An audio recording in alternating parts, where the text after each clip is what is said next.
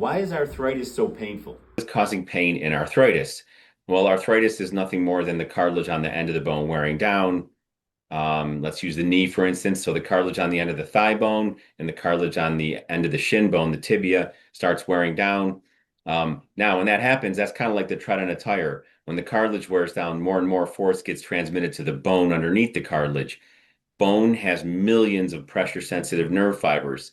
So that when that cartilage wears down and more force gets transmitted to that bone underneath, the bone is usually what gives the majority of the pain in arthritis. Now you can absolutely get pain from if you have a meniscus cartilage tear. That's the shock absorber in between the bones. And there's two types of cartilage. There's that tread cartilage, the cartilage on the end of the bone. Then there's also the meniscus cartilage. So the meniscus is attached to the casing around the joint called the capsule.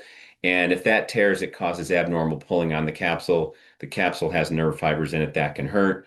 Also, when you get arthritis, itis means inflammation. So if you have inflammation of a joint, just like when you get inflammation of your eye and it starts watering more and producing more fluid, when your knee gets inflamed, it produces more fluid, it swells up, and when it blows up like a balloon, that stretches tissues out. And when you stretch tissues, they hurt. So the pain kind of comes from all those factors. You also get inflammatory factors.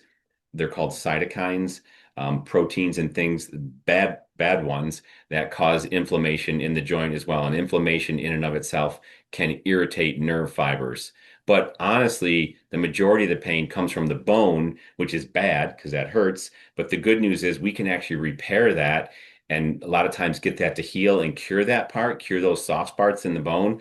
And that's why we call it knee repair, not knee replacement. At least that's one of the reasons we call it that.